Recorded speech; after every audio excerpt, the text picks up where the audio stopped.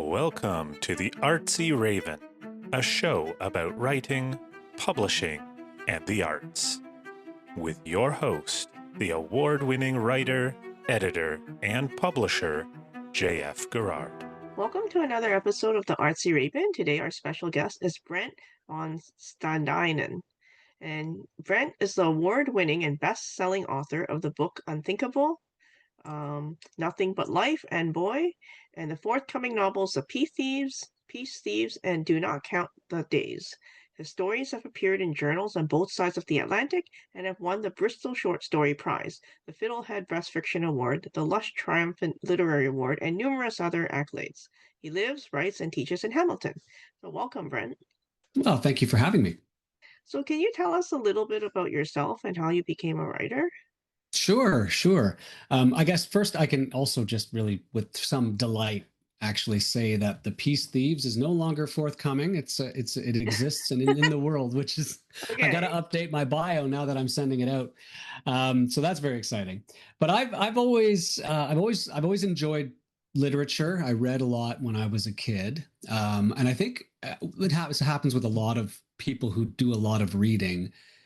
They discover that they write well and they communicate well. And all through grade school and high school, I had a number of teachers kind of tap me on the shoulder and say, "You should do more of this. You should write. You're a good writer." And of course, being young, I was like, "Yeah, okay, go, cool, that's great." But I didn't really start honing my craft until my undergrad, when I was able to take some specialized courses in poetry, fiction, and that kind of thing, and realized I actually really enjoy writing. And it's something I was like the only thing at university I didn't procrastinate at. And so I did that. And then when I graduated, it kind of went fallow for a little while. And when I moved overseas with my wife to Kuwait, I was given a monthly spot in a local sort of lifestyle magazine. And I was able to rekindle my love of writing. But I had a deadline. I had to meet it every month. And so I was able to create that rhythm. And since then, I really haven't looked back. I've been writing ever since. So for the last 15, 20 years, the writing practice has been very, very intentional. And the last 10 years in particular has been very, very busy. I've put out The Peace Thieves is my 6th book, my 5th novel. I also have a short story collection.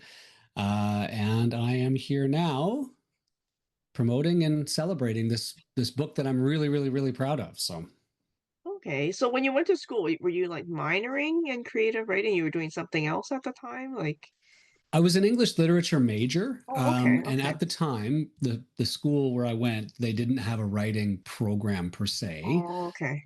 The professor who taught like American literature and a number of those kinds of courses also taught some creative writing electives, and so no, I wasn't a major or minor. The school, actually, it's Redeemer University. I'm teaching there now, which is pretty neat. It's a full circle kind of thing.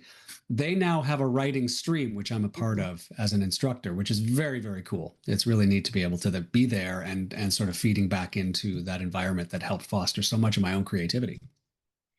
Cool. Now, you wrote so many books. Like, did you develop habits along the way? Like, how did you decide, I'm going to write a book, or did you start with short fiction? I did start with short fiction. That monthly spot in that magazine, it was a mix of, well, they let me write whatever I wanted as long as it, as long as it fit within Kuwait's very strict censorship guidelines. I could write whatever I want, but it was short, so it couldn't be more than 750 words. And I dabbled in creative nonfiction, in a bit of poetry, and in a bit of fiction. So yes, I did oh man, that's a tongue twister. I started short. And actually, when we moved back to Canada about 15 years ago now, I was able to start publishing in journals and that kind of thing. But I always loved the idea of writing something longer. And so I did my MFA through the University of British Columbia, and my major was fiction. And at the end of it, you have to produce a book-length manuscript as part of your thesis. That is your thesis.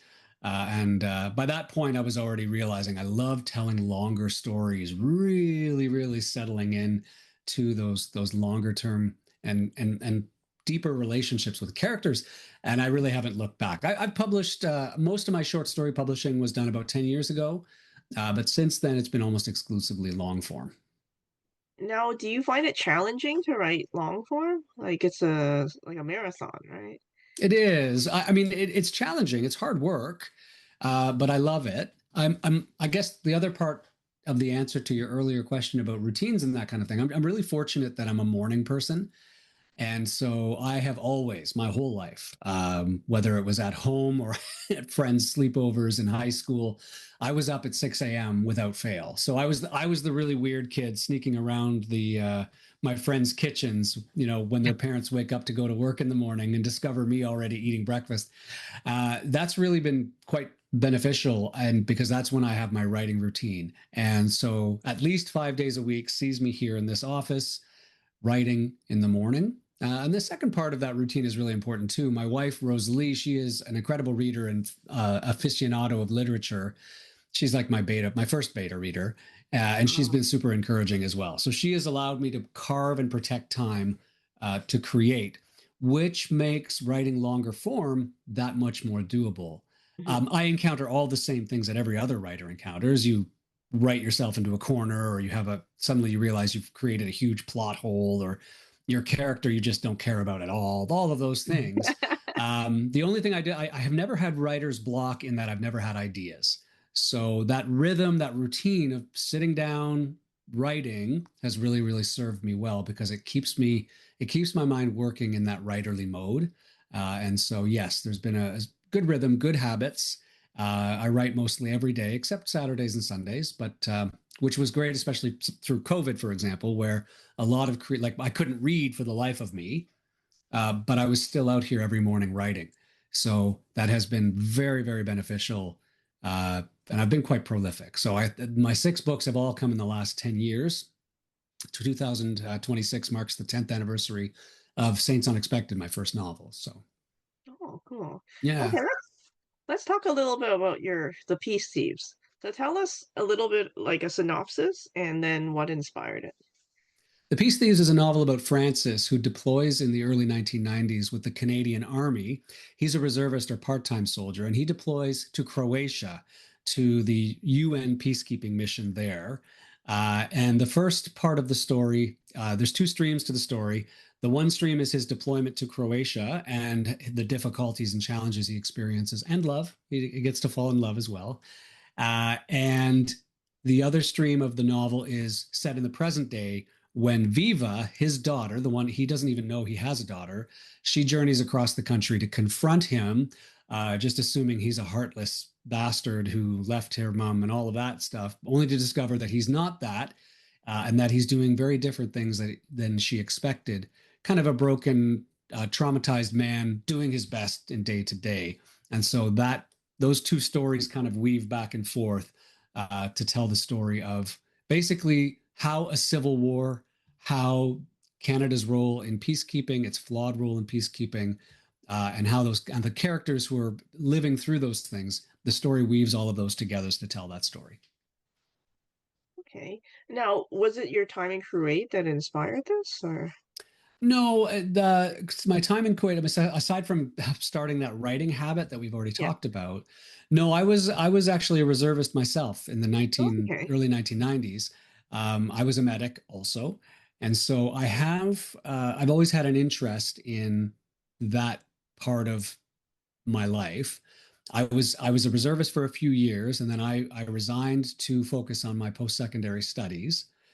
A number of my friends stayed in fact, became full time soldiers. And I've followed that with interest since then. And I've always kind of asked myself, what would my life have looked like had Mhm. I deployed as a part time medic to someplace like Croatia? And so the novel is partially an answer to that question, me imagining what my life could have looked like had I gone. Um, Again, I didn't deploy, and so it's a speculative question for me. And Mhm. so because I'm also a fiction writer, it allowed me to explore different characters and try to answer that question in a very creative, not reality based way. Yes, my experiences and what I trained in, and the weaponry, the medical supplies, and the first aid training and basic trauma life support, that informed some of the technical stuff in the novel. But overall, the inspiration is that question about the human cost of those struggles and the human cost of those conflicts. At the time, Canada's peacekeeping legacy, that reputation that it had thought it had carefully curated, was being decimated because of the missions in places like Rwanda and Somalia, and now Croatia, where they were not able to do the thing that they were supposed to do. They were not protecting anyone, and those missions fell apart in many ways. And as a result, there was a lot of tragedy that came out. And so the novel is also a bit of an indictment of Canada's, that proud peacekeeping legacy, and kind of an exploration of one of the things that helped really put question to that legacy, which has always been flawed, but really the early 1990s really showed how that UN model of peacekeeping was not sustainable.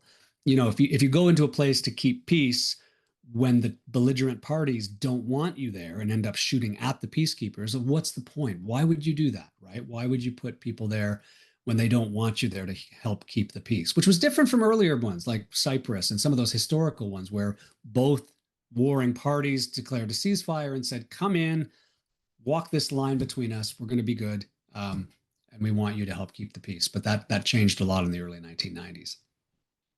Okay. Now, the novel spans decades and continents. I mean, what kind of challenges came with telling a wide-ranging story? The biggest challenge for me, I mentioned I did not deploy. And so one of the big challenges for me, yes, I'm a fiction writer. So really I can make up whatever I want, but I'm also a responsible fiction writer in that I want to make sure that whatever it is that I'm writing is as true as possible to the spirit of whatever it is. And so the big challenge for me, the biggest challenge, and I don't even know how many drafts of the novel, trying to get that voice, trying to get that situation right. I wasn't telling the story properly. I didn't really know how, but I kept trying. And I eventually realized two things. One, I needed to talk to more people about it. I needed to talk to veterans. I needed to do more research about peacekeeping to find out what people say when they think about peacekeeping. And the other biggest challenge was I realized that so much of what happened in the early 1990s is still echoing today. And I wanted to have some representation of what soldiers who have gone through those conflicts that I've already mentioned, as well as ones like Afghanistan and Haiti and the Congo, what they are going through today and the kinds of things that they're carrying. When I finally realized that's what I wanted to do, the story flowed much more easily. And then I read a book called The Ghosts of Medak Pocket. It's a nonfiction book by Carol Off, who's a well-known CBC journalist.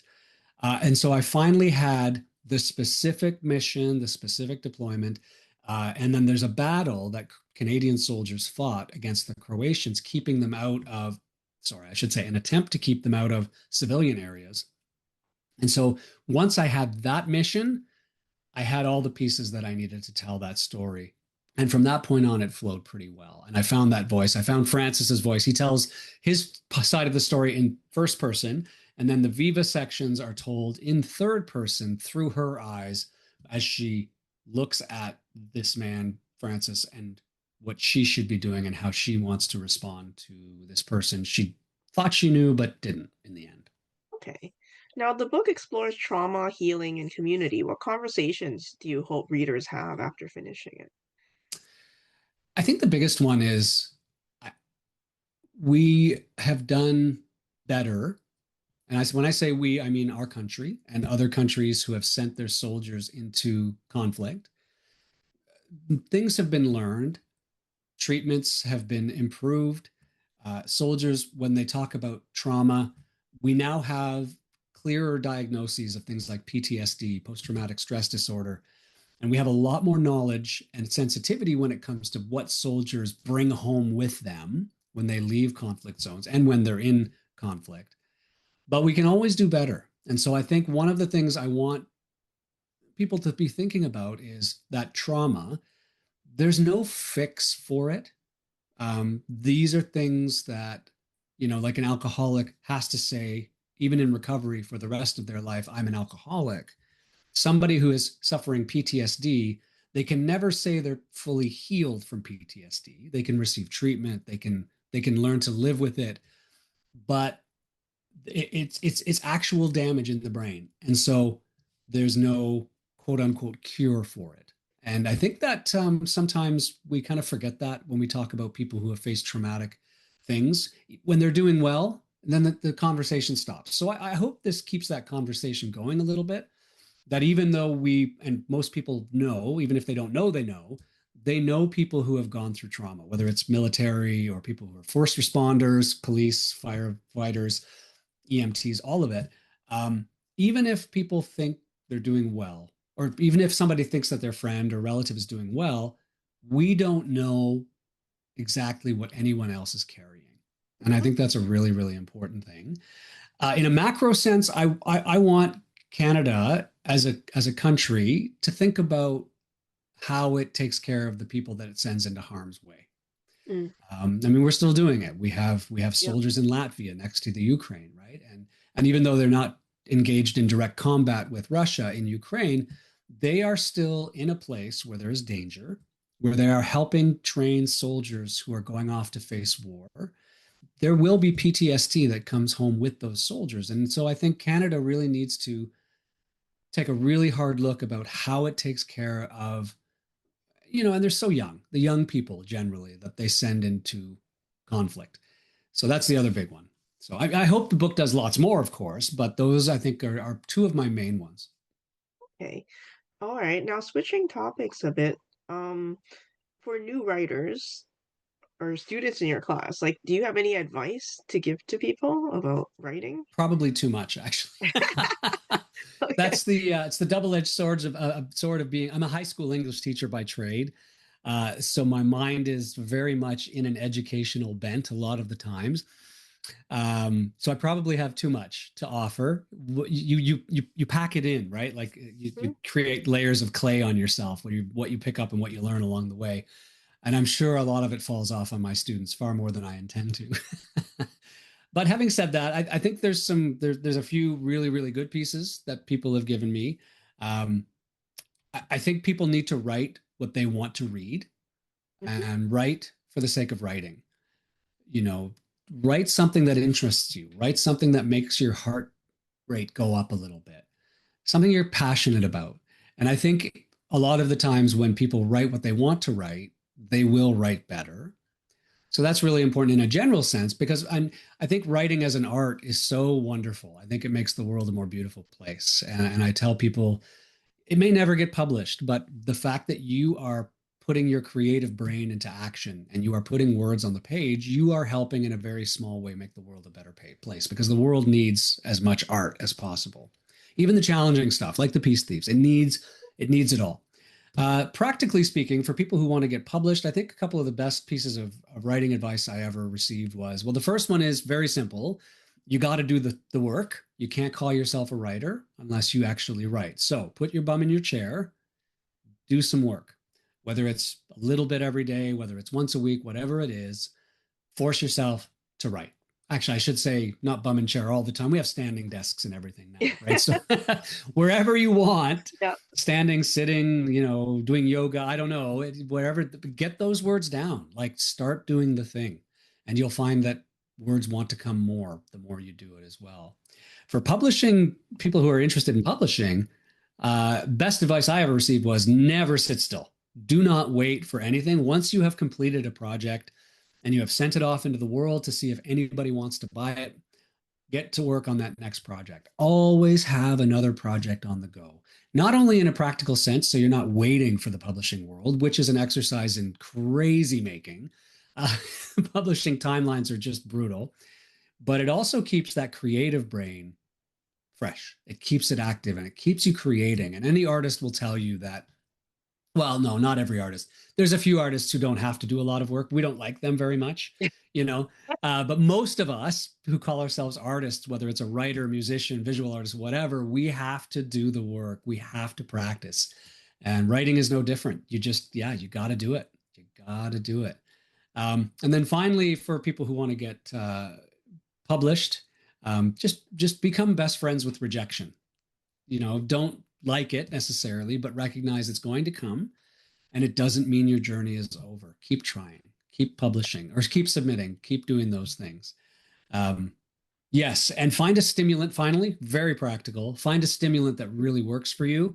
Legal, of course. Yeah. We uh, we need our things that bring us stimulating joy. So for me, I love coffee. I don't have too much of it, but when I have 2 cups in the morning, and it's some of my favorite things. It's just those 2 cups of coffee as I'm writing, sipping away. I get very good coffee. I have a friend who owns a roastery here in town. Shout out to Jason and Relay Coffee. But yeah, it find that thing that helps you savor that sit down or that standing writing time that much more. For me, it's a good cup of coffee, and it really helps settle me in.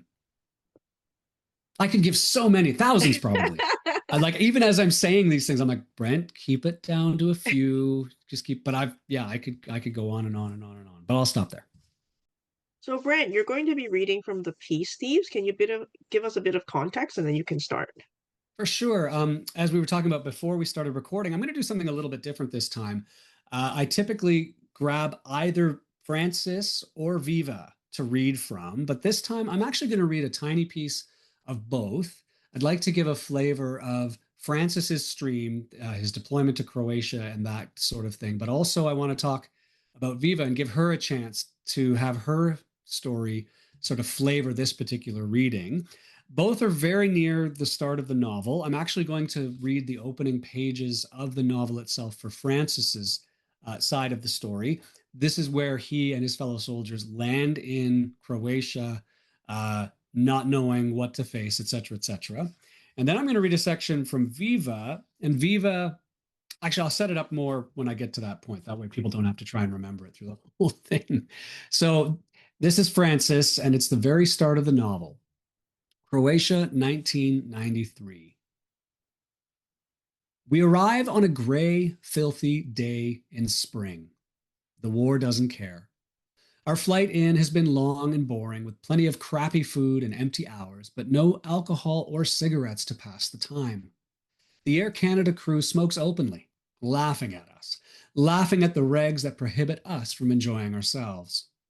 Some of us sleep, but most talk, filling the cabin with unearned stories and lies. A few try to read until the white noise of chatter becomes red and oppressive. But when the pilots perform a tactical landing into Plesso, a late, incredibly steep descent and abrupt deceleration to foil anti-aircraft guns and missiles, we clench our stomachs against vomiting. The flight crew isn't smoking or grinning now. They're shit scared. They've never been in a war zone before, just like us. They practically push us out of the plane. We spread across the tarmac in search of a tiny piece of space for ourselves until someone barks us into formation. At attention, we fidget and glance around the bustling airport without moving our heads. We are counted, named. We are loud and stupid and fed. We are clean. Guys on the tarmac are wrapping up their tour and they're rushed towards the plane.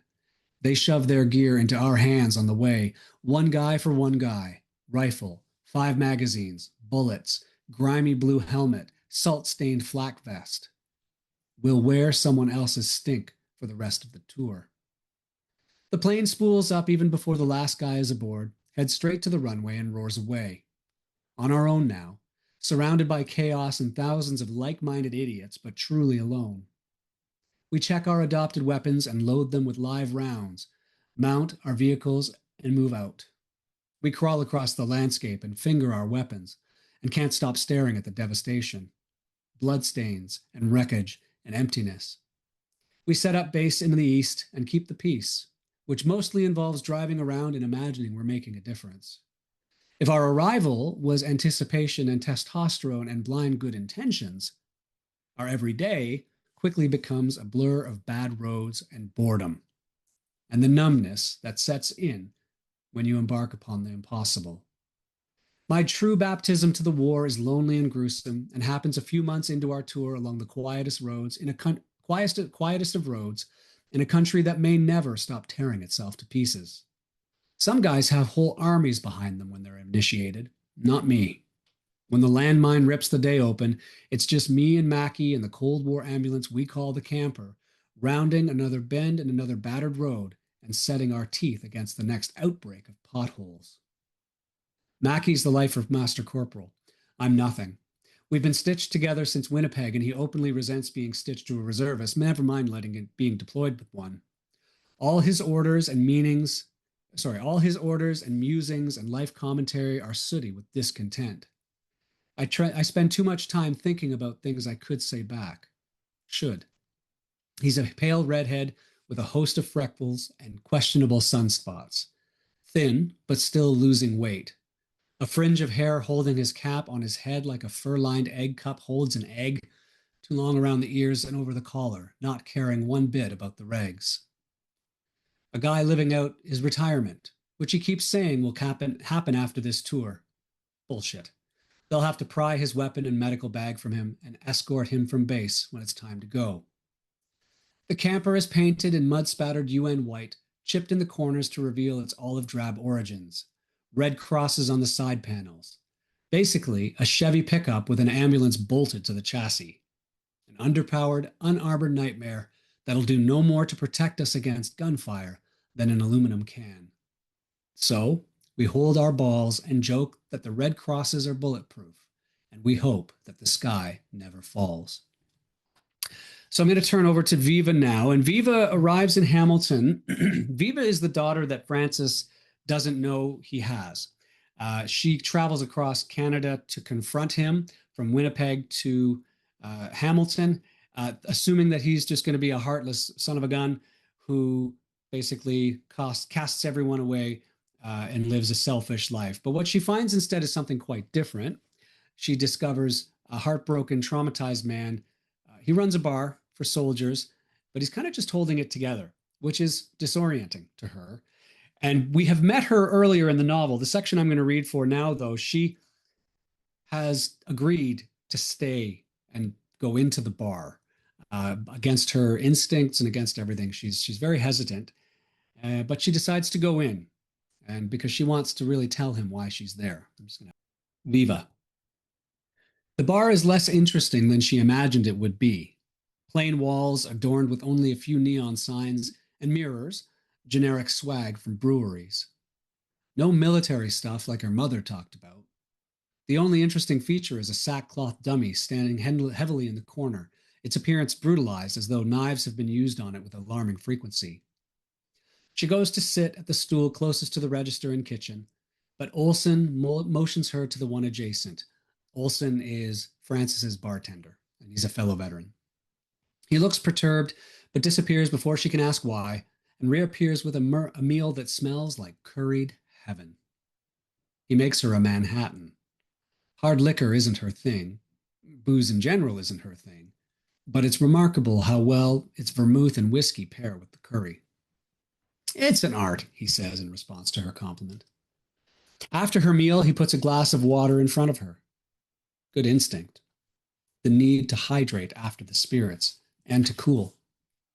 Her face flushes from the drink and the temperature in the bar, so she removes her hoodie and savors the air on her damp skin. She sips and looks around. There are two guys drinking in solitude at the far end of the bar and a couple enjoying a meal at the nearest table. Francis hasn't reappeared. Avoidance? Or the normal rhythms of bar ownership? There are things to be said.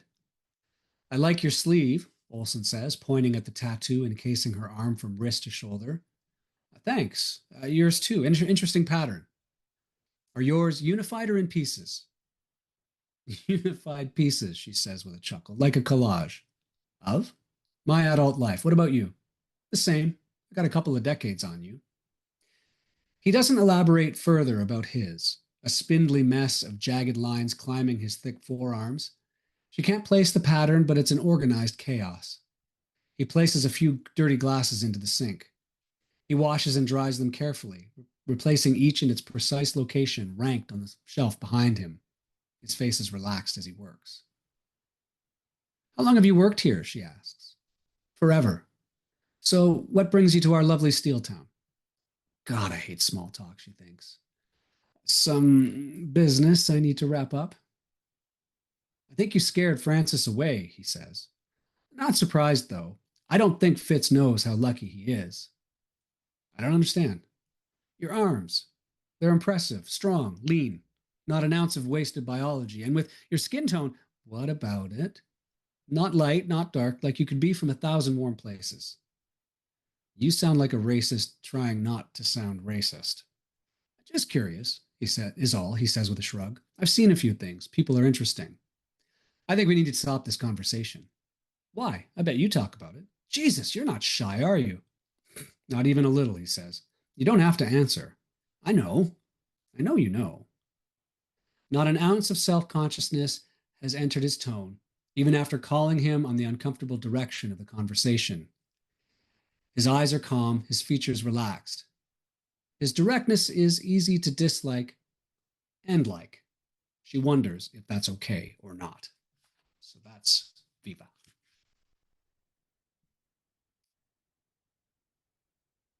Well, thank you very much for taking the time to talk to us today. For sure. For sure. It's my pleasure. I'm really glad that you reached out.